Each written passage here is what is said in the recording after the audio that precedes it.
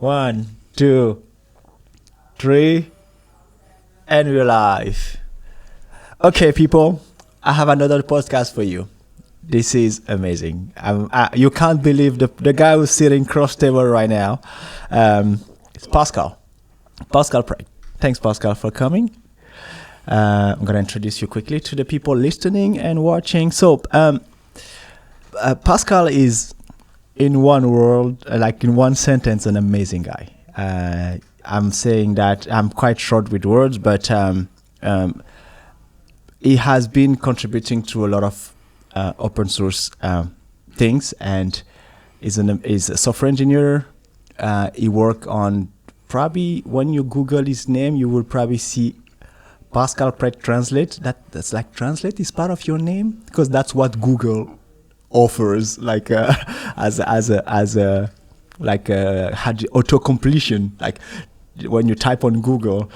And so let me put it this way: software engineer, Jiu-jitsu master. Beginner, pretty much. Beginner literally in everything. Like you like to say, like, I'm a beginner. Always learning. Yeah.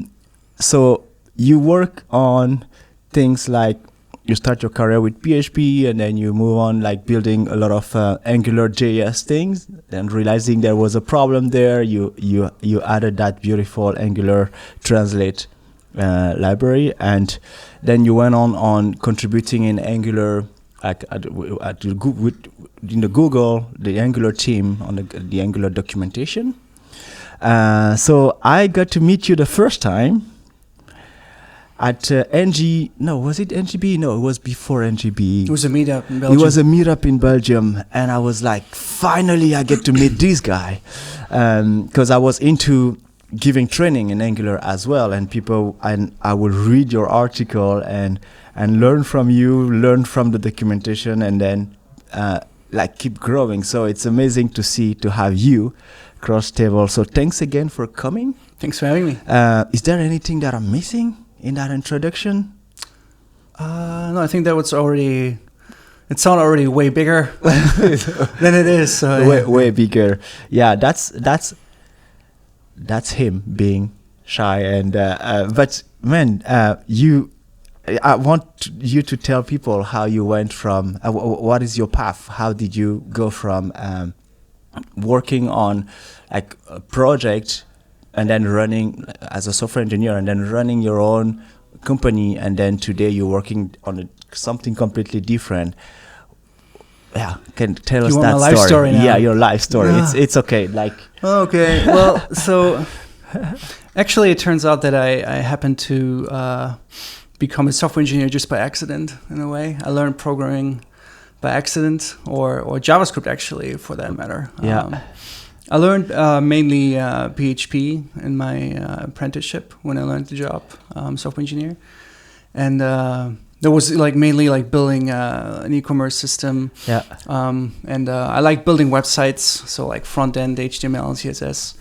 Didn't really know what that was really about, but I liked it. So I wanted to learn how to build websites that look cool, that are fancy, and like with cool animations and things like that. Yeah. And at some point, I found a book called Dynamic Websites with PHP. And I thought, well, dynamic websites, that's what I want to do. Dynamic sounds pretty cool. Yeah, so I want the bouncy things.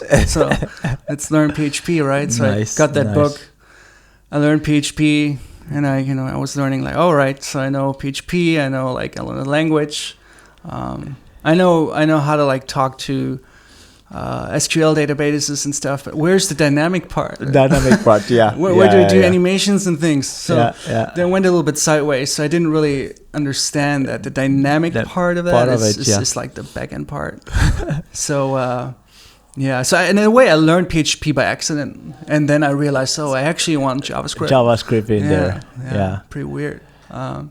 Anyway, so I was doing PHP then. My apprenticeship for like 3 years was pretty cool, actually. Was a good experience. Yeah, I learned a lot. I read a lot of books, and after that, I started learning JavaScript a bit more and dove into that. spoke at a meetup in Hanover in Germany. I didn't live there. That was like 2.5 hours from the place where I lived. Oh, wow. Yeah, it was my first speaking opportunity at a small meetup organized by one of my best friends now. His name is Christoph Burgdorf. Yeah. Long story after that, I can imagine, yeah. Yeah, so he made that thing happen and let me speak there. And so that was my first talk on JavaScript, which was completely self-taught by that point. And then in that talk, there was a guy sitting in the audience who reached out to me after that talk, and he was like, when you're done with your apprenticeship, maybe you want to think about Hanover. Oh, wow. Coming to our company and work here as a software engineer. And so I did that. Yeah. After my apprenticeship, I moved to Hanover. Yeah. Got my job there and worked there as a software engineer. So there is one thing that I the main trait when I see you, when I met you, you have these calm, Zen attitude. Is that right? And then, that's my feeling. And pretty good at hiding then. Okay, so then I see you go up there and then give your first talk, and I'm like, weren't you afraid, or like didn't you feel like, where I am, what am I going to do here? How did you conquer that? Did you have to deal with the fear of talking? I think. So interestingly enough, though, it's exactly the other way around. Oh, okay. Like I started actually out being rather comfortable doing that. Oh, okay. So when I was in school and when I did my apprenticeship and stuff, we had to give like presentations all the time, and there was a point where it kind of like worked very well for me doing that. I felt comfortable presenting topics and stuff, and also like creating slides that are not too like packed with stuff and more like to the point. And so with that, I felt comfortable doing that, and I wanted to do that. I felt comfortable giving talks and being on stage in a way, even though I didn't actually give conference talks on real stages at that time. Yeah. But then over time that changed. I started to feel uncomfortable and getting nervous and stuff. So yeah. What was the main trigger there for you to start feeling like, hey, I have no idea, man. Or the stages were getting bigger? Or I mean, yeah, stages were getting bigger. Or the audiences were getting bigger, wider, like the worldwide, basically. Because it was pretty international. Okay. Yeah, okay, but that might be the.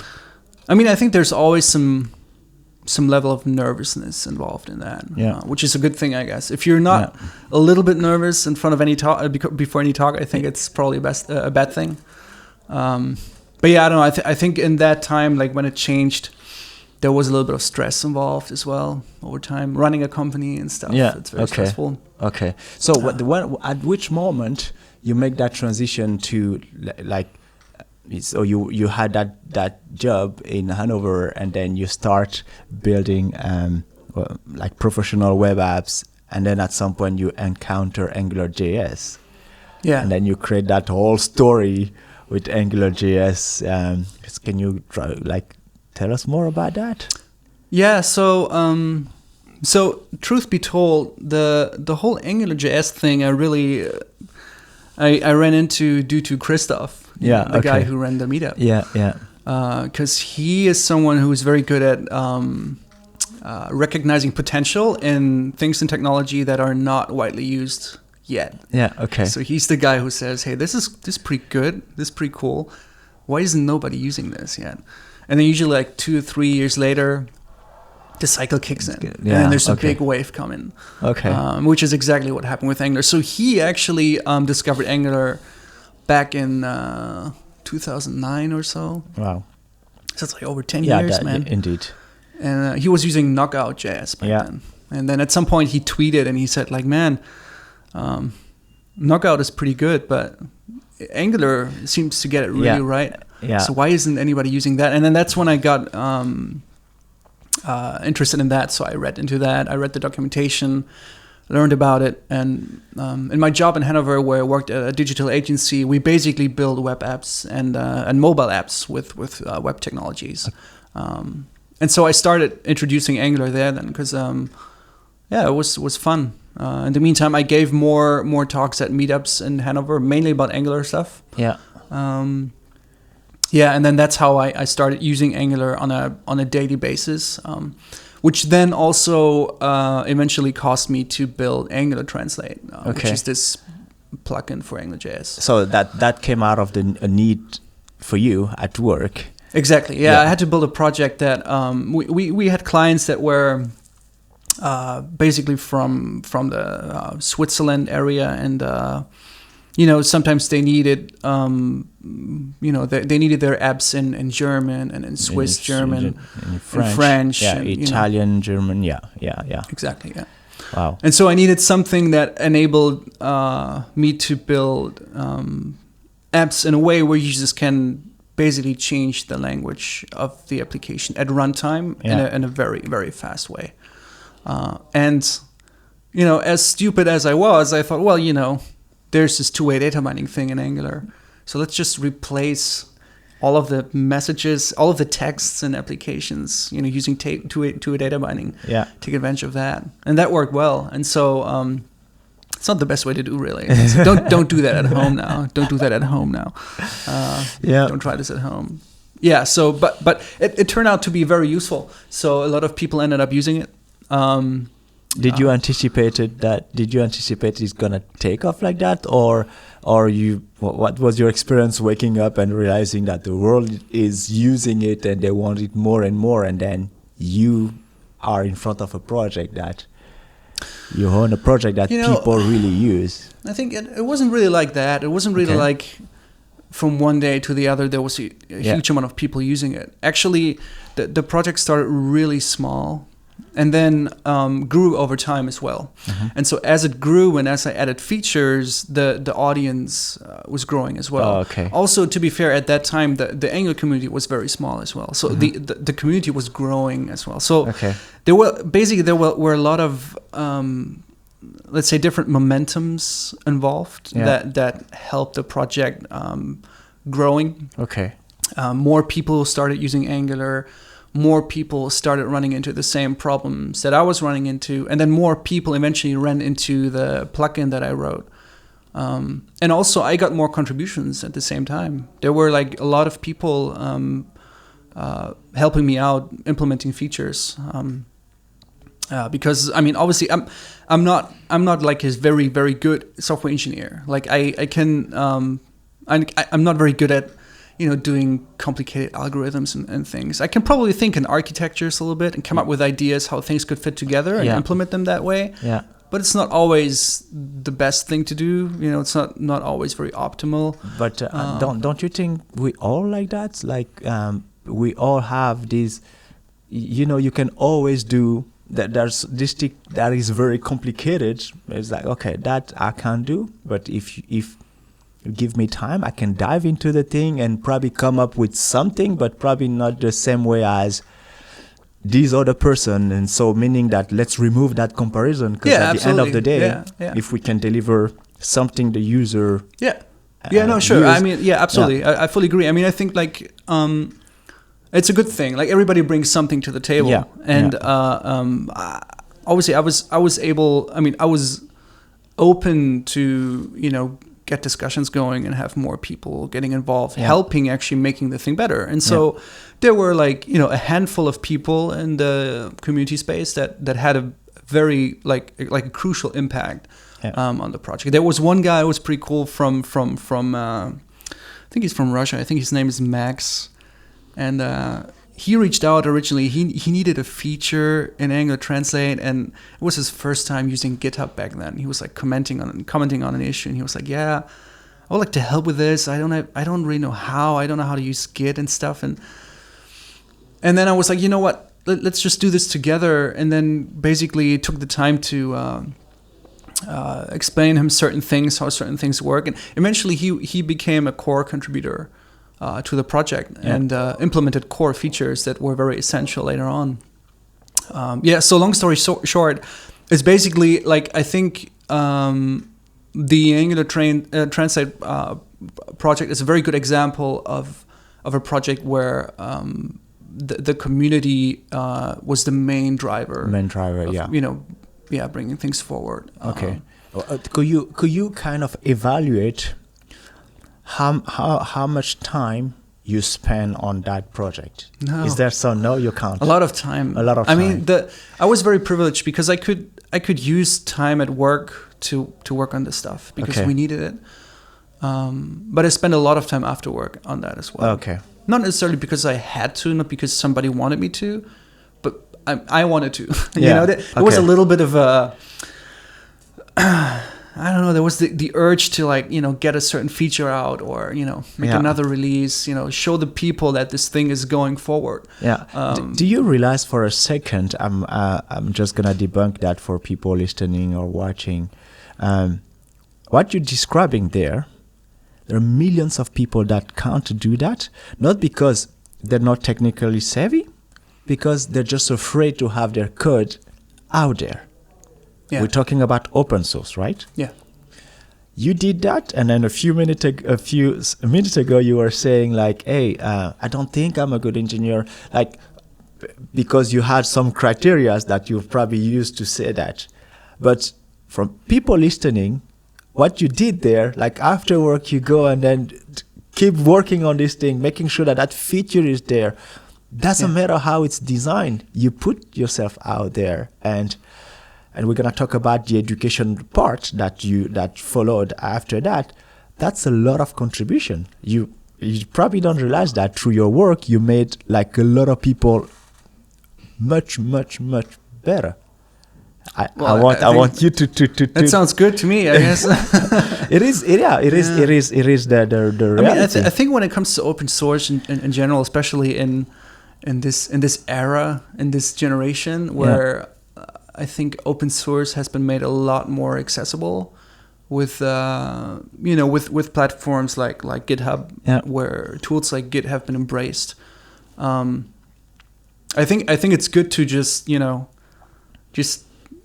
don't really give a shit and just do stuff. Just do it. Everybody starts somewhere, especially when you do something that you're new at. It's very, very natural to most likely suck at it first. Yeah. I mean, that's just part of the journey. And everybody knows this thing where you look back at your code month back and then you realize, man, what have I done there? This looks weird. Did I write that? Or you iterate over it. You look at it and you're like, all right, now I know how to do it better. And in fact, I would say that's how software eventually evolves. Software development is an iterative process. Indeed. It's never done. It's like science, It's never finished. It's never complete. That's a good one. That's a good way of putting it. Even when you do your work at work and you work on a product and stuff, you're constantly iterating. And with every change that you're introducing, you're iterating over the stuff that's there, and you try to improve things, and ideally try not to leave the code base worse than it is right now. Could we quote that as being a software engineer, like being a good software engineer? I think I will just put it like that. That's what it means to me to be a good software engineer. You build, you iterate, and you keep improving over time. Yeah. I think that's really important. If you want, you can even take it as far and apply it to life as well. Yeah. Okay. The older you get, it doesn't necessarily have to apply to life really, to age, but usually that's the way it goes. You get older, you have more experience, you learn more things, and then that's why usually the older you are, the wiser you are. That's usually the wise people have a long beard or are very old usually. But I think that's, in a way, it's natural. It's experience. You gather experience. With that new knowledge, with that experience. But when you're young, you probably don't have that perspective because you're I need to be a 10x engineer. I need to be able to do X, Y, Z, and then that design, that deployment. I need to know all these bytes. Yeah. And then you end up burning yourself. I guess in a way, it's good to be hungry. That's true. To you wanna learn a lot of things. You wanna suck things in like a sponge. But you need to also figure out at some point. There's only so much time in life, and you can't know everything. Yeah. So you probably want to spend time on things that matter to you right now, and that can mean many different things. When it's work, it probably it's probably tools that you're using right now. When it's live, then it's probably people that you care about right now. So that totally depends on the situation. It's a very it's not a fixed thing, It's very diverse and it varies all the time. And so so you have to like iterate all the time in everything. Yeah. So. Sorry, super sidetracked there. No, that is perfect because I want. And okay, when I see your career, and at some point you have these AngularJS translate that came out and then helped the world to move forward with their project, and then you went into education. Can you tell us like the transition there, and then tell us more about the ThoughtRAM? Oh yeah, right. Yeah, so. First, I should say that this whole Angular translate thing, my first real open source project, and I think probably very successful one in terms of users and feedback, opened up a lot of doors for me, career wise. So that's the project that got me,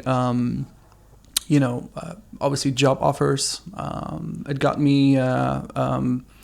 In some way also like visibility, I would say. Yeah. Like it got me my first conference talk. Like when like my first conference talk was actually replacement for someone on the Angular core team, and so the same way it opened up doors for like new job opportunities. And stuff it's like a chain of event. Yeah, starting from like that project to like job opportunity, the conference, and then after speaking at that conference, many doors open from there. Yeah, amazing. It's a very, very important thing to realize, I think, because if you wanna like I'm not saying if you want to be successful, but if you want to get opportunities in life, I think getting involved in open source in some way is a very good way to do that. Yeah, as a software engineer, try starting contributing somewhere. And usually there's some people or some company involved that you get involved with yourself at some point. Mm-hmm. That's kind of like what happened to me as well. Like after my job and at the company in Hanover, I actually changed jobs to another startup where Christoph was working. He was basically trying to get me in there for like 1 year. Yeah. So we worked there. We built an app with Angular, so that was basically another year of experience working with Angular. Yeah. And then at some point,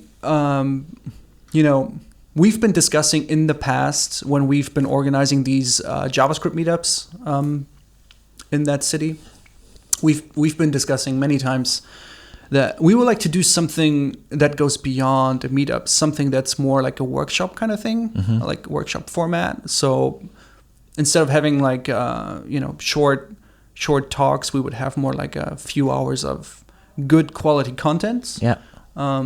That ideally helps people getting better at what they're doing. So we were very, I think we still are very. Very happy with Git as a tool, version control. Yeah. And at that time, I think not a lot of people were very familiar with it. With Git, that was at the time where like GitHub started getting a thing and getting bigger and stuff, and raised awareness about that tool. So, and Christoph and I, we were certainly no experts, but. We knew some things about it, and about some things it can do, and so we thought another thing from him, like Discord, seeing a technology like that thing we should be in there because it's gonna just become big. Yeah, I mean, in a way. Well, so with Git it was really more. It was a bit different. Like Git was around for a long time. And I actually learned it independent. But I think we just both started valuing it in a certain way. Yeah, and we wanted to do. We basically said, okay, how cool would it be to create like a workshop about Git, and then helping people doing good version control, and actually learning how to easily work with their changes in code, and having like let's say working on 2 different features over a long time period, over several months, and then getting those things merged back together into one like branch of code changes. It doesn't have to be like it's painful. A plan of like a planning effort of like several months. It's with other version control systems, it can be like that. So, indeed. And so I guess with that in mind, we thought, how about we create like some sort of platform, like an online platform where we can provide high quality learning material, and then give workshops and use that platform to make that workshop experience as good as we can. And that's how ThoughtRAM became a thing, which is... So, if I understood, you started with Git? Yeah. Okay. Yeah, we did not start with Angular. With Angular, okay. Yeah, Git was the first thing we did was, we called it back then the Git Ninja class. Yeah. I love that. Git Ninja class. It was pretty good because we had the opportunity to invite one of the guys working at GitHub. Yeah. Mike Adolphs. He's a pretty cool guy, and he came over and basically joined us there, and that helped us also promoting the whole training. And also it wasn't a company in the beginning, it was just a side project.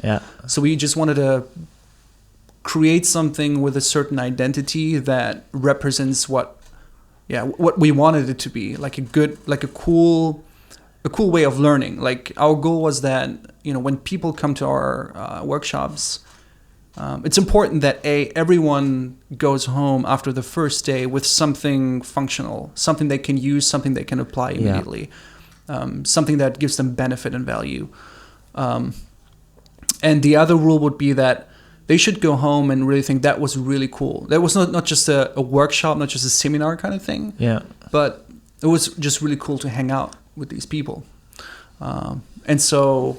that's how we started doing our first workshops, and then after a few months, it was just natural to like do Angular, something on Angular, because we've been using Angular for like I think probably 3 years by that time, and not a lot of people had that experience, so we could probably offer some knowledge there, and with that we started the Angular Masterclass, and that worked quite well, right? Yeah, that's when a lot of people and companies reached out to ThoughtRAM to get training, and that's when we had to think about creating a company. Okay, because now you got a big invoice coming in, and then you're like, how do we handle that? Exactly. Okay. And it also meant that we probably need to spend more time on this as well, because we've been doing all of that next to our full-time job. Like I was working with Christoph after our job, after working times until 2 a.m. on creating slides and stuff and creating our learning platform. That was really pure passion, essentially. Speaking there. And then we basically decided to skip what we're doing at our full-time job and go all in and do full-time ThoughtRAM. Okay, and at what was the moment when you that decision was like, okay, look, Chris, let's jump all in there. So as always, it was more like Christoph the one really pushing the things forward. Like he was the one saying, this is working really great, but if we had even more time that we can put into this, it can probably get even better. And there's a risk involved, right? If you do not know what's coming up, if you don't know if there's gonna be the same demand in 3 or 4 or 5 months from now, what are you gonna do? So it was a risk, but we said, the alternative right now is that we've been taking holidays from our work so we can run the workshops. And that's nothing you can really sustain. And so there was kind of like, there was just a point where we said, okay, we should give it a try. And our employer at that time, he also said, I think you guys need to focus. You either do one thing or the other, because we also started like spending a lot of time and energy on ThoughtRAM, and it was just, our employer was really awesome. Like he let us do that, but he also realized that we had to make a decision at some point which path we want to go, and so we decided to do ThoughtRAM then. And from that point on, I guess I mean, it's a brand. You guys build an amazing brand. Like, I can see how over time people will associate Angular and ThoughtRAM, like next to the Googles and today you also have newer these kind of companies that are really close to the Angular team, but also the Angular platform. You guys were able to build a pretty good brand on next to it. So congrats to that. Oh, thank you. I have to admit that as someone that was designing a training program, like literally the same program in Belgium, it also came out of need. Like no one is doing it, and people were transitioning toward the Angular, and then you had all these back-end people like, we need to build that front-end thing, and we learn Angular is the way to go. It's like, okay, I can help you with that, but your name was already there. Like people will already say like, yeah, there is this a thing by the guys in Germany. It's like, and I looked that up and I realized that you guys had a pretty solid brand. So a lot of inspiration there. But can you tell us more about your experience then? From now you have your own company and you gotta make a living out of it. Yeah. I mean, I guess I was really lucky with having a partner like Christoph, because he was already experienced in starting a company and growing a company. It wasn't his first company, so with that, I had a rather easy time to kind of like go with the flow.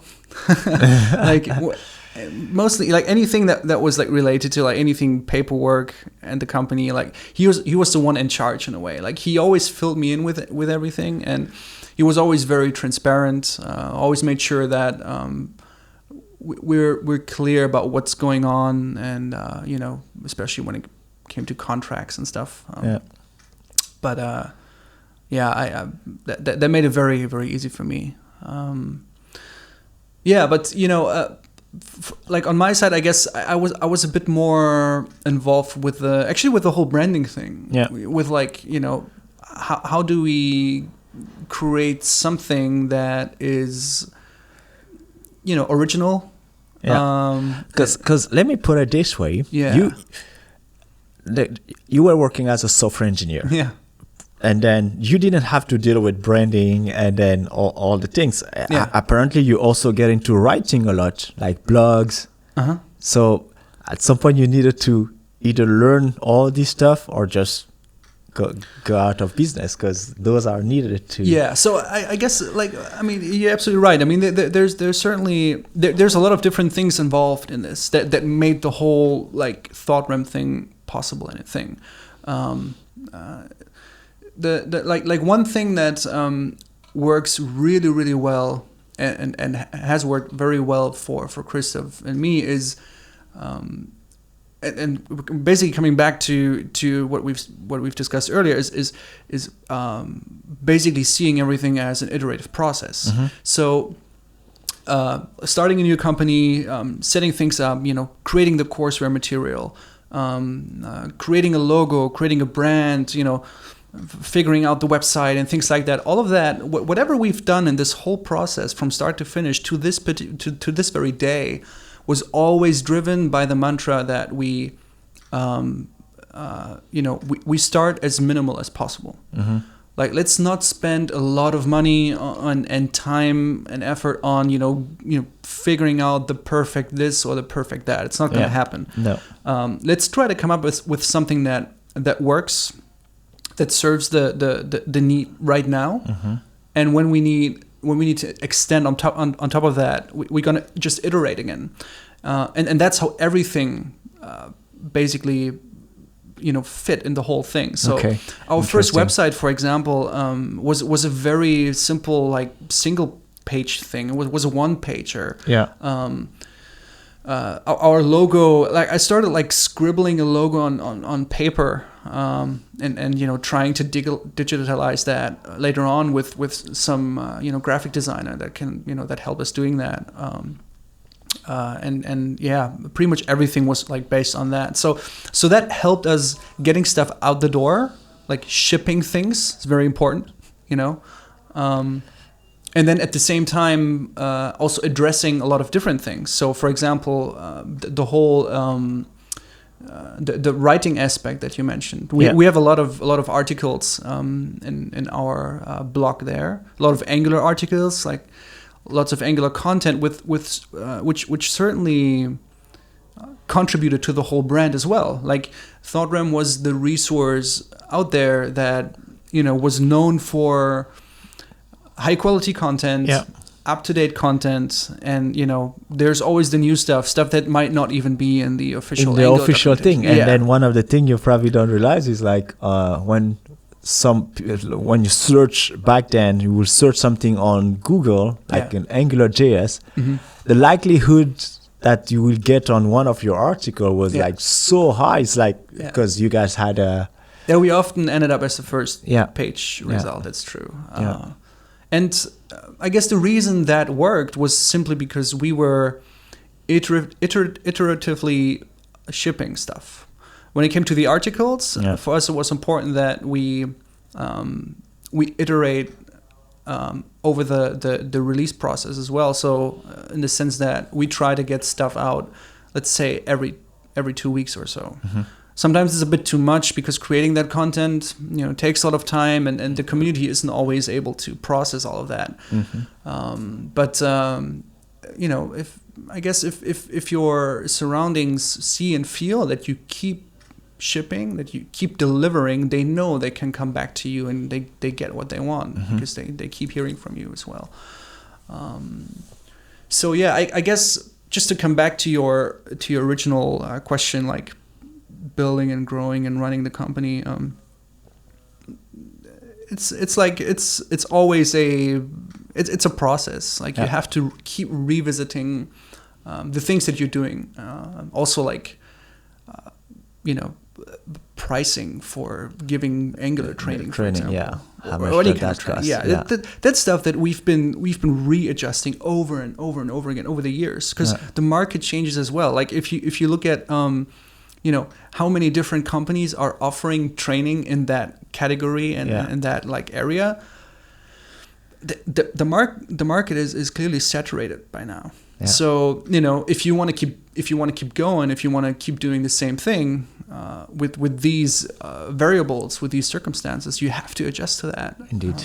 And that's I guess it's just the same thing. Just keep iterating over it and So are you still actively involved in the project today?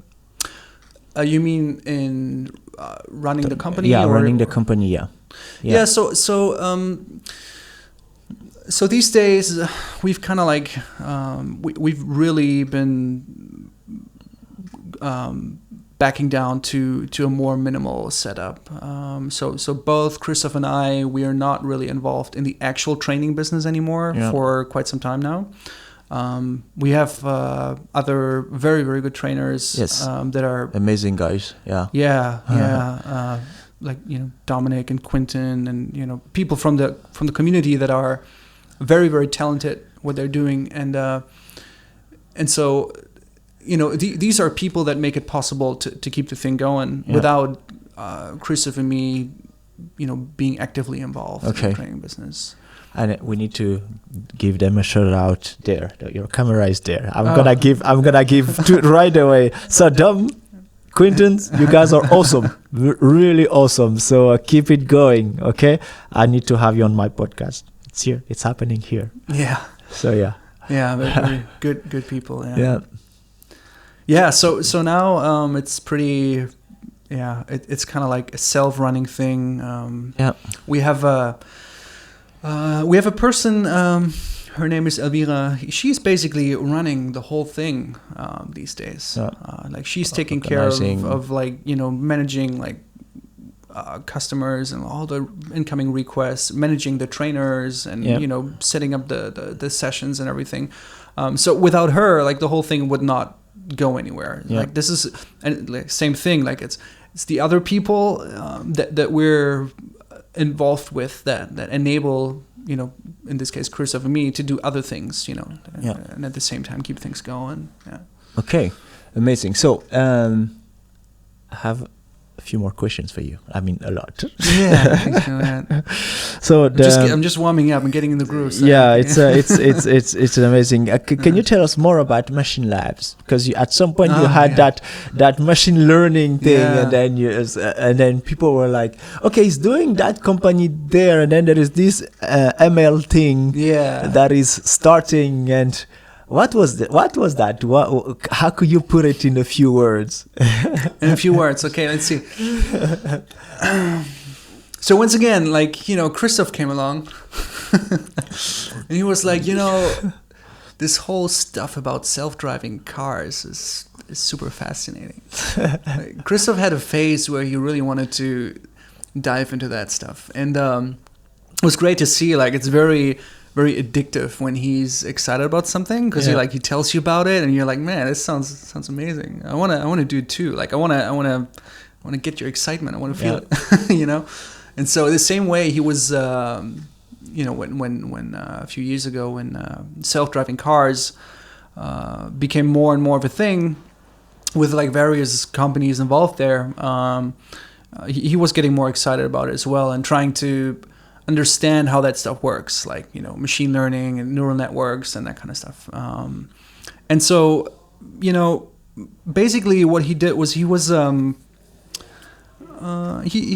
basically trying to, in a very, very Christoph way, trying to approach this stuff that seems to be, in a way, exclusive to people that have like PhD in math or whatever, you know. He was like, let's just start simple. Let's try to like create a neural net that, I don't know, learns, how to play FizzBuzz or something like that, like something very like trivial, very stupid that you probably won't even solve with that kind of approach. Probably doesn't make a lot of sense, but for learning purposes, it's very good. Minimal viable product. Exactly. And so while he was doing that, he was basically running into various issues, like setting up an environment to get things going, trying to understand how everything works. What is a neural net? Like, how do you configure it? How do you create one? What are the different, whatever, like activation functions and whatnot, that you can, set up to make this thing do what you want it to do. Because, you need to keep in mind, you're basically training a machine a certain thing. You're making it learn semantics, and you can't debug it very well. It's like teaching a kid how to do a certain thing, and you can't look into the head of the kid and try to figure out why it's not doing the right thing. No, you have to like keep showing it over and over again until it does the right thing. And it's very, very similar with that stuff. So anyways, he was running into various issues, and then he was like, man, like why don't we have something like JS Fiddle? Or these days you would probably use like Stack Blitz or something, or Code Sandbox. Why don't we have something like that for like, machine learning in some way? And again, like just to make that clear, machine learning is a very, very broad topic. Like when I say machine learning, I'm talking mainly about like deep learning and neural nets and stuff. And so, it would be cool if you could do that in the browser. If you could just go to some, URL and you have like an online editor, and you can just, without the hassle of like setting up, Python and TensorFlow and, whatever you need to get things going, you could just like write your code there, execute it somehow in the cloud, on some server somewhere, and then, get your results and keep doing that. And as a matter of fact, if you want to get serious about this stuff, you probably want to do that anyways at some point. You want to run your code on some very, very strong, powerful servers. Because training these neural nets, can take a long time because it's very like complex computations that are being CPU done. intensive. Yeah, exactly. And so that's how that idea came up. like, how about we solve that problem? Because it is there. There weren't a lot of people really yet from our space, from our community, the web developers. There weren't a lot of people actually trying to dive into that. Yeah, because there it's you still see you still had that how would you say that fictional barrier where people think like, oh no, you need to have that, as you mentioned, a PhD or that degree or to be able to dive into this thing. Yeah, and there's a lot of science language involved and stuff. And so, mathematics and And on top of that, I think the web community at that time wasn't even really aware of that stuff either. So I guess, and that's kind of like where Machine Labs came into play. Like what we wanted to do was to build a platform, and it kind of like goes back into learning and everything as well, like creating a learning platform that makes stuff accessible to people like us, you know. We wanted to build a platform that makes it very easy for people like us, web developers, to start learning machine learning, you know, creating their neural nets and you know, and provide the tools to make that very easy and you know, and understandable without necessarily you know, having the requirement to like learn or read papers or, you know, having a PhD in mathematics or whatever, you know. You probably don't have to know certain things that are going on very deep inside of this stuff to actually use it. You know, like you're not looking into, let's say, the Angular compiler, you know, the source code to understand or to use it. You know, to use it, you just know the APIs. The API and you can call stuff there. Exactly. So how far did that go? Where did you guys? What was the final result? Project? So I would say that Machine Labs is probably one of the most exciting projects that I've ever worked on. Okay. On many different levels, and you know, the product is there. We had the product. You know, stuff was working. You could run your code there. You could store your you know, your results and everything. We create our own semantics of you know, what it means to like execute like different executions with different, you know, configurations and everything. Wow. So it was a really, really good product. And I think it still is. It's just that at some point, you know, there's like the excitement shifted to something else. So, and on top of that, you have to keep in mind that we've been doing that again next to our job. Oh, yeah. So it's not like anybody paid us for doing that. No, we actually spend our own time creating this platform in a good way. And you know, And you know, we had to run GPU servers and stuff, and that costs money, right?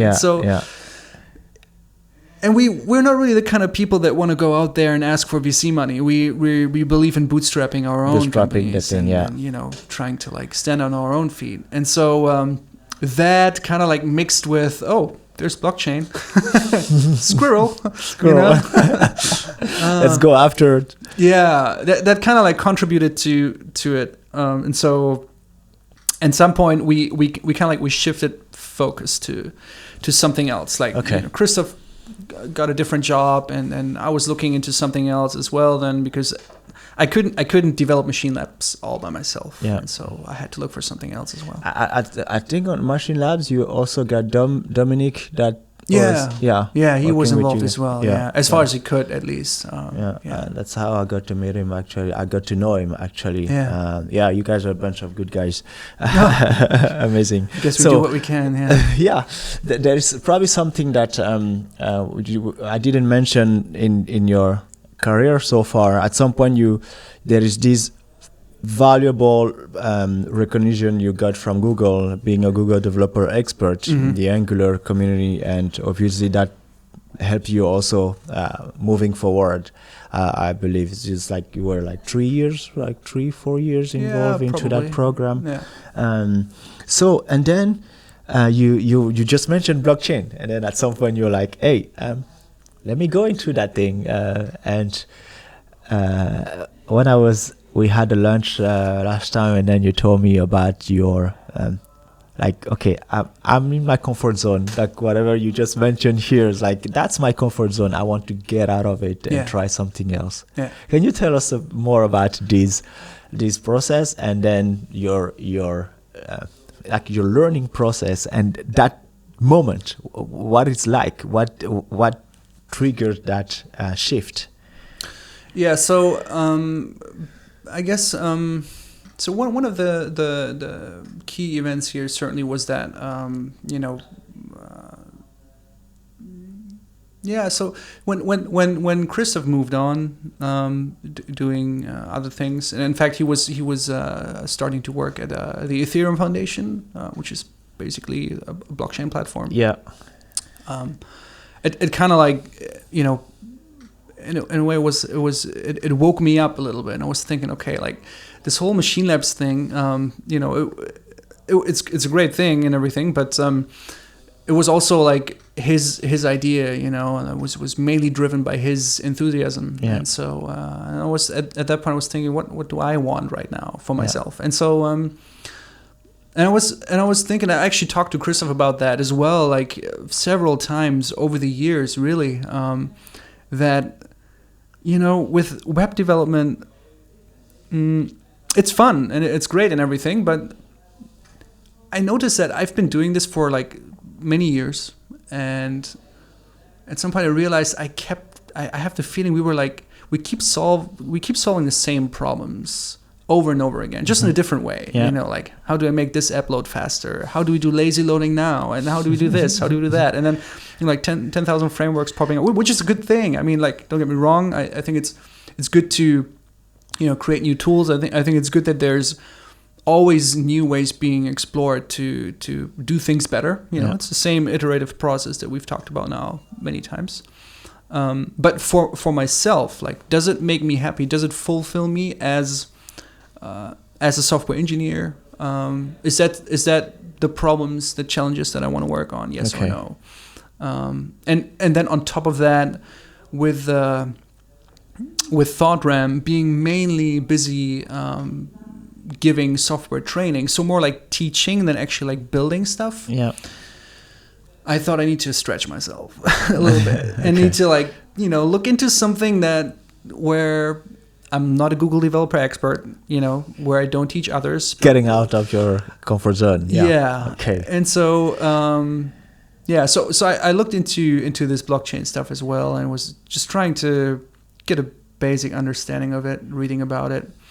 And then what was really fun is when I learned about it first, I was like, man, that sounds a little bit like Git on steroids in a way. And so, I like that a lot. Yeah. And so that's a good way to put it, Git on steroid, like, cause I mean, I think if you're very deep into this, you would probably disagree to some level, but I think like on a very high level, like if you want to wrap your head around it, it can probably help as an analogy. And so, and doing that, I also started like reading more about cryptography and stuff, and I found that very exciting. And all of a sudden, it opened up like new doors for me, like things I want to learn, things I want to explore. And so I decided to find a job in that space, something that is not like necessarily web or front end development related specifically. Like, it's still web stuff after all, because I mean, if you're looking into the blockchain space, in a way, it's the internet rebuilding itself, and that includes the web, decentralized web.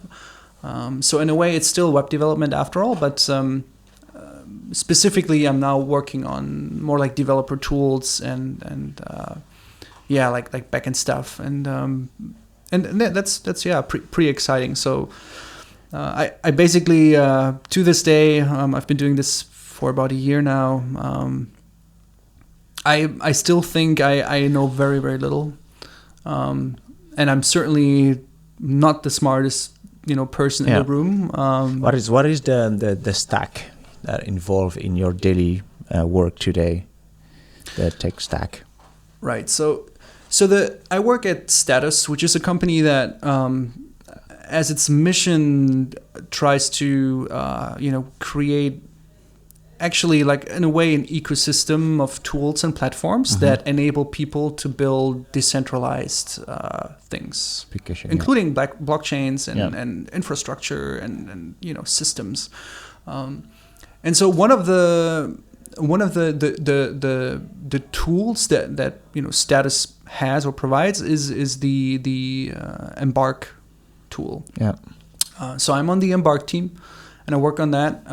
And so the Embark tool, it's a set of developer tools for developers to build applications on top of blockchains, decentralized applications. And so the Embark itself is written in Node.js and TypeScript. So we transpile it down to JavaScript after all. But part of it is TypeScript. Most of it is Node.js. And then you have other things that are new or specific to that particular technology that is related to Ethereum. Like Solidity, for example, is a programming language for writing little programs called smart contracts that are executed on the blockchain. And so, you get in touch with that. You have to... You all of a sudden, I mean, like, at least for me, like in my job and what I'm doing is all of a sudden I'm dealing with things like processes, process management on the machine and everything. Like, it's very different from building front end applications. So okay, let me put it this way: do you enjoy that? Is then the web missing? You're missing the web or anything? I mean, I do enjoy it. It's. What is the most enjoying part there? Is like the learning the new ecosystem? Is that what, or anything else? Yeah, I think, obviously that varies from person to person. For me personally, what keeps me going every day is the exploration effect it has. Like, there's a lot for me to explore and a lot for me to learn. And there, as a matter of fact, a lot of this stuff in this whole space is still in research. So it's not like there's things set in stone that I can learn. No, there's a lot of people, very, very smart people, that are still trying to figure that out.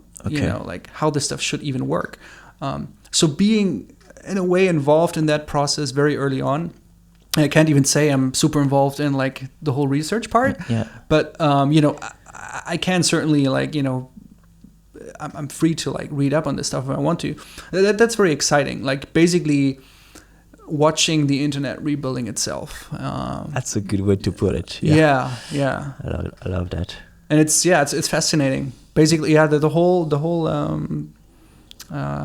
all of the different like tools and problems and challenges that you face when you work in that industry is very exciting. But also tough. Okay, so I have a few more questions for you, Pascal. Yeah. It's really happy that you were able to share your story, because I think it's inspiring. It's also it gives like people listening or watching a perspective of like what is possible and what are the main motive for one to do whatever you've done so far. I really appreciate that. When we had lunch last time, you mentioned that you part of going outside of your comfort zone was also like okay, I'm gonna learn something that I haven't done or something completely new. Mm-hmm.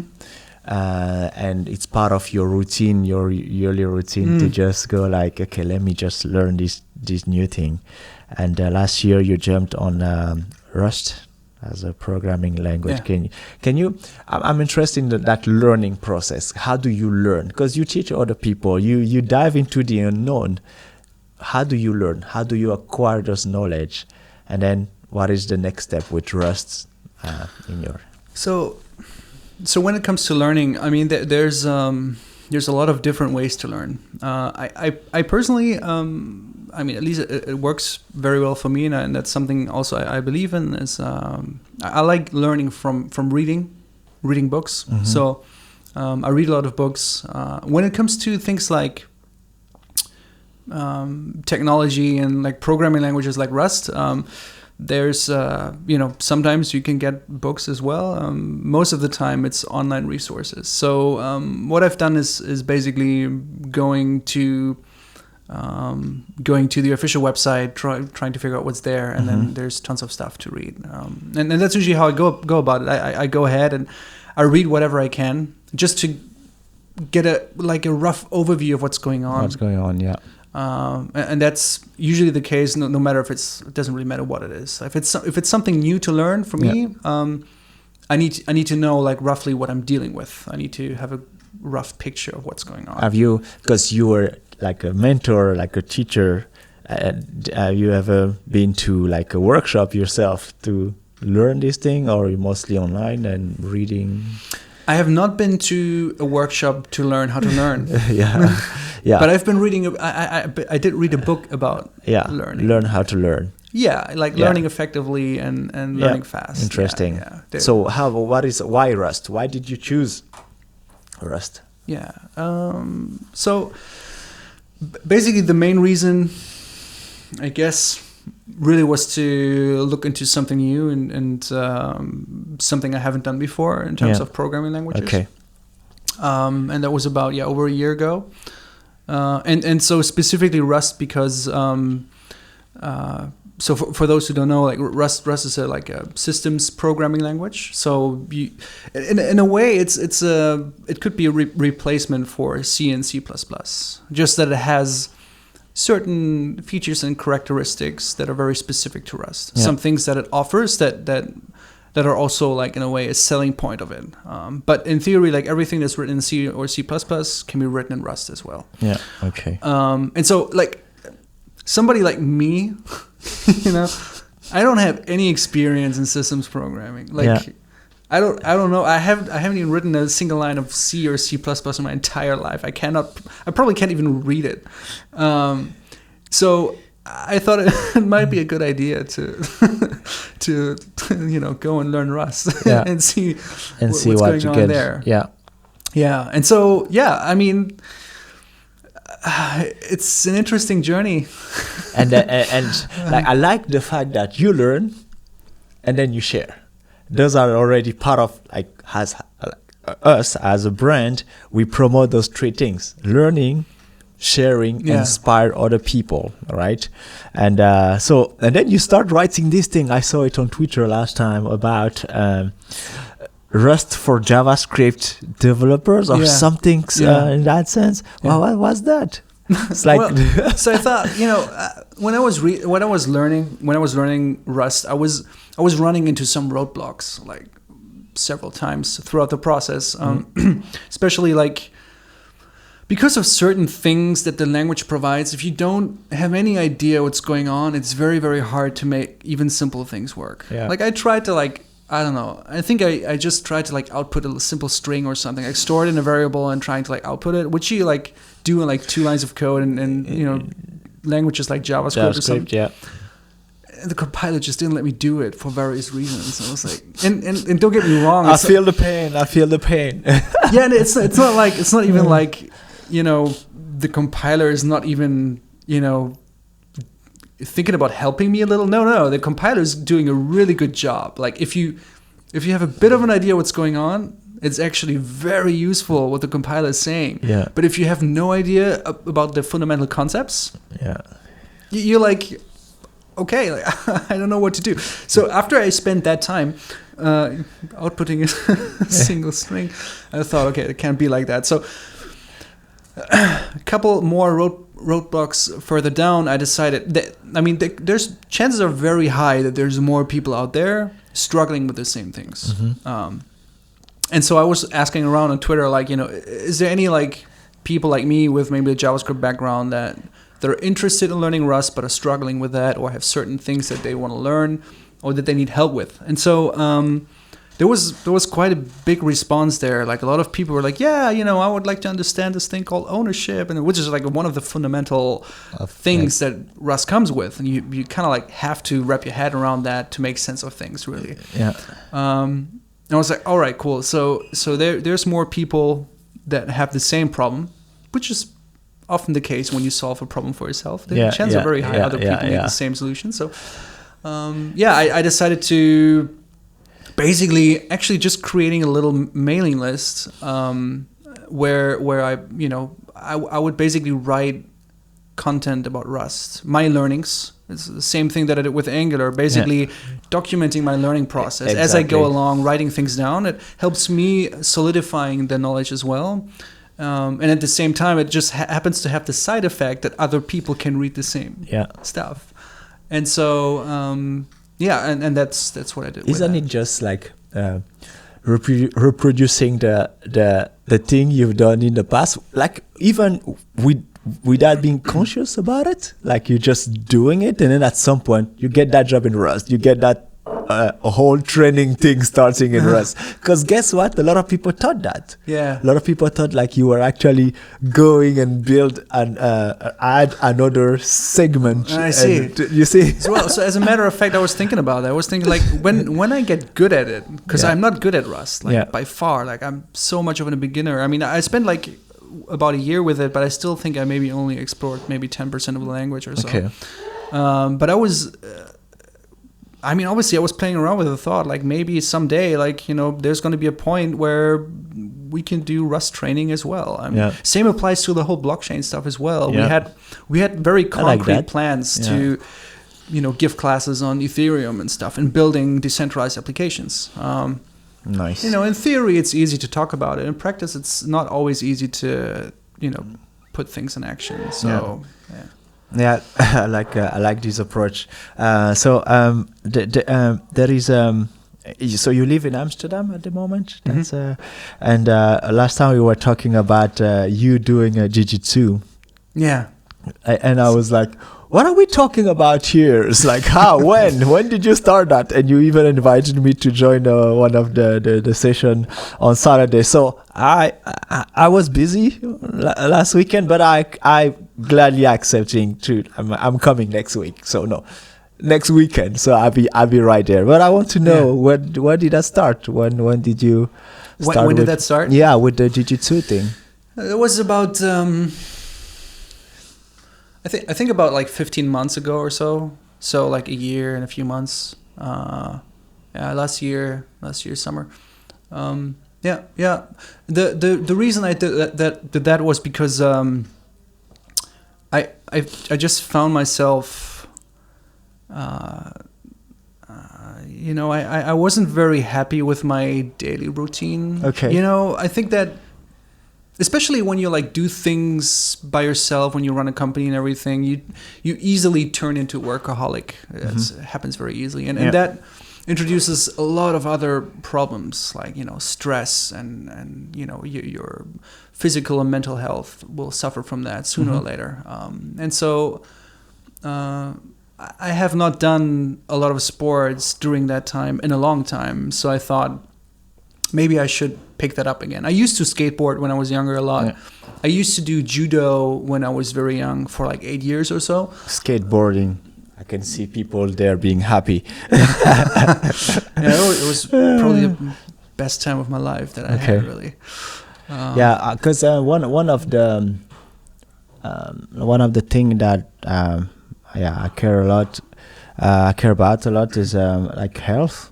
And then I can see how the tech industry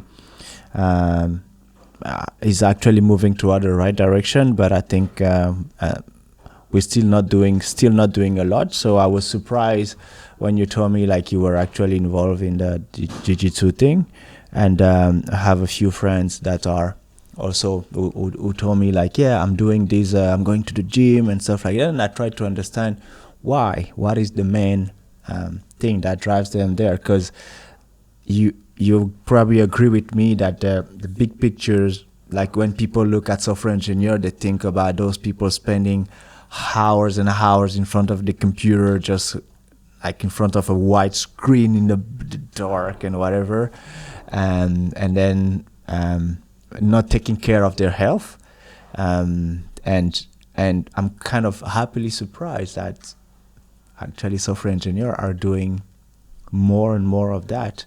So when we were discussing before, you told me that for you that wasn't even a thing. You didn't even think about these old pictures when you were doing your apprenticeship, it was already kind of like that. Yeah, like, I mean, we talked about it earlier. I think that this, like cliche picture of the developer, sitting in the basement, avoiding sunlight and stuff. I don't think that's so much of a thing anymore for a long time already. Like a lot of software engineers are,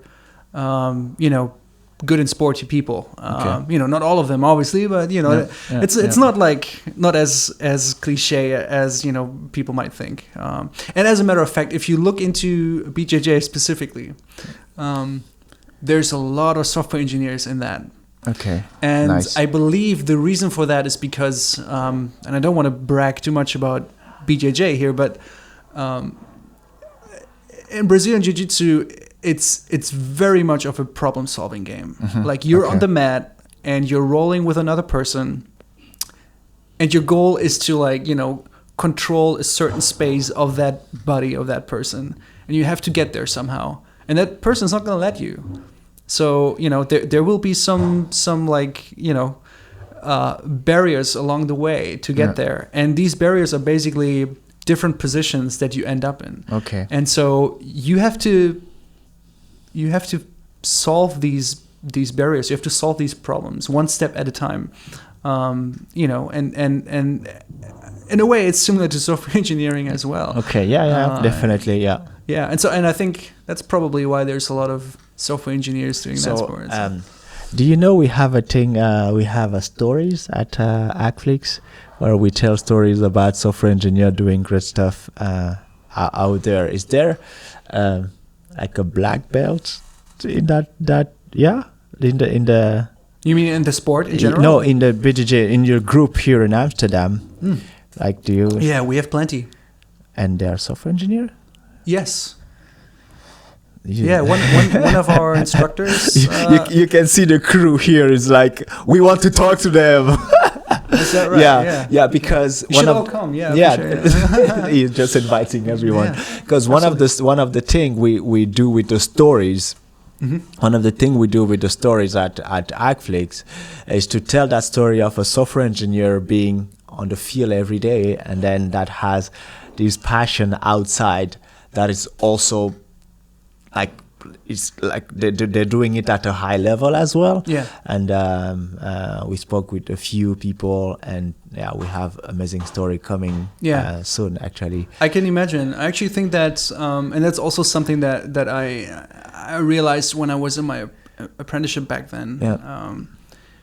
When you're in this classroom and you're looking around and you look at these people, and when you're young and unexperienced, you probably quickly create a certain bias in your head. You think like, oh, okay, that's probably that kind of person, and oh, that's probably that guy, or or this girl, and it's I think it's really important that, like, if there's one thing I would tell, like, let's say younger students that that are starting out, they should take the time to maybe understand and explore these people before they judge them, because chances are very high that there's a very, very interesting personality behind the person that you're like seeing in that moment. Yeah. And I had that like probably 2 or 3 times with people in my classroom back then. I was like, first you make your own little picture in your head, and then at some point you get to know the person and you realize, oh man, like, you're doing this, you're doing that, you're like this good at this good in that, and it's just stuff you don't really inspiring. That was very eye-opening for me as well. Like, there's some very, very interesting personalities usually behind people that in a way may come across a bit weird at some point, like without judging here, but it's kind of like it comes across like that. Those are often very interesting personalities. So people go on Acflix, you watch stories. I think you see some amazing inspiration right there. No pressure. So I think we have we cover a lot of grounds. We have this thing that we do at Acflix where we ask our guests. So I know you inspire a lot of people, even though you won't accept that, but Sure. I do accept it. Yeah, okay. I'm happy if I do. Okay.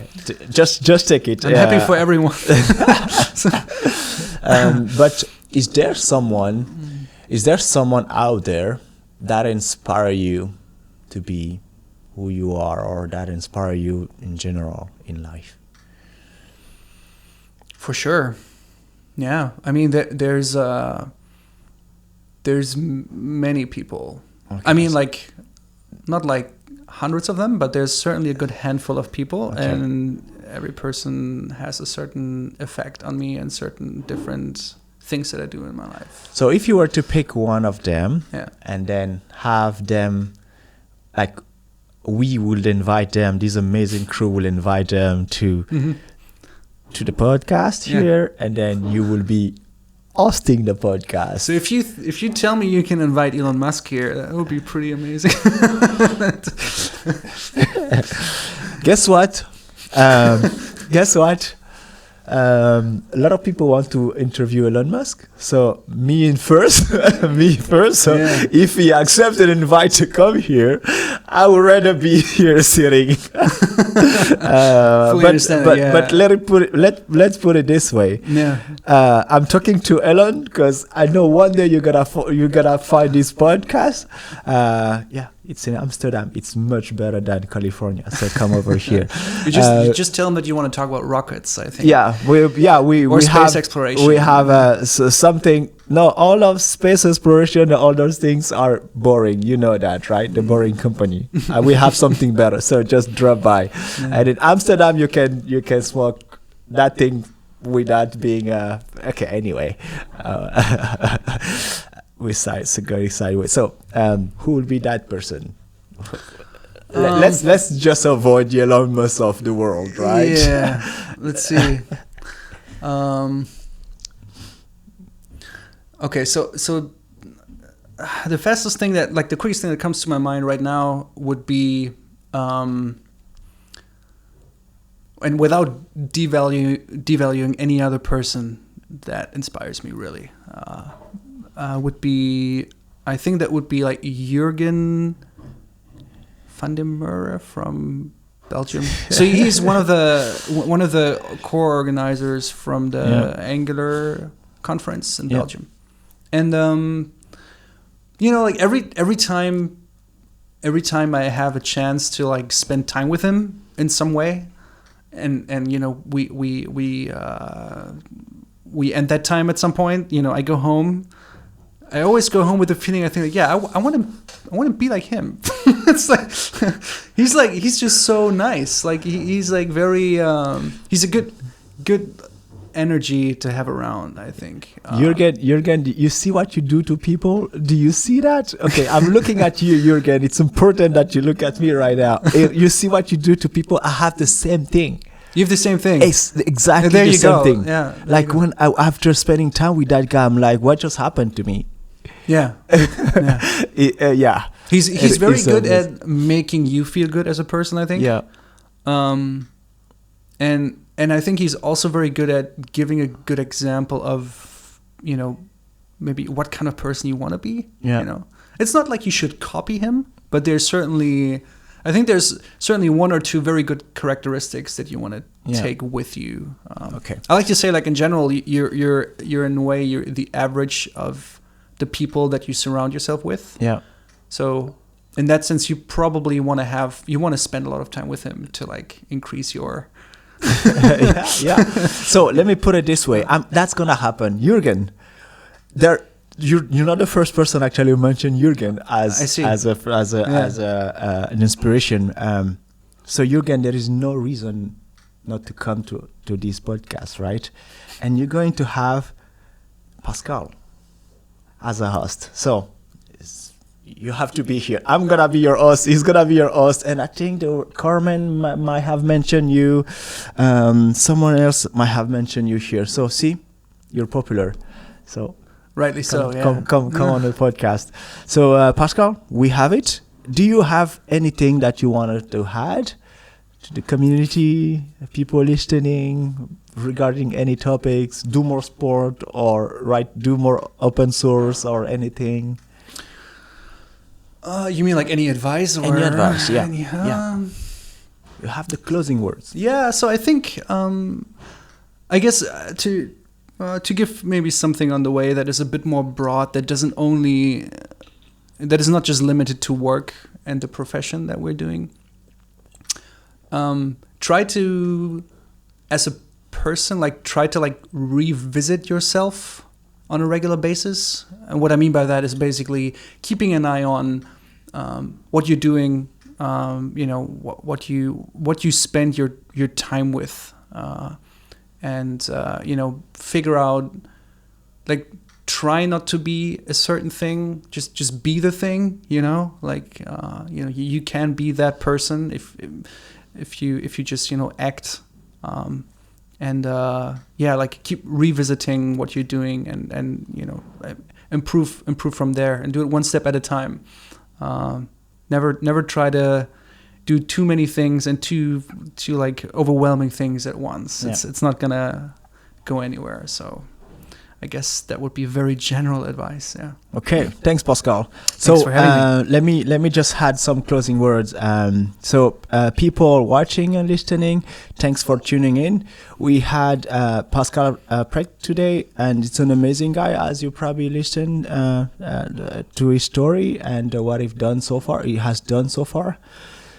Let me put it this way: we're gonna have amazing content every week and inspiring people like Pascal on, and we wish those stories help you be a better person or a better software engineer. So go out there, do great stuff, and be like Pascal. Think about that twice, though. T5. Thanks, brother. Yeah.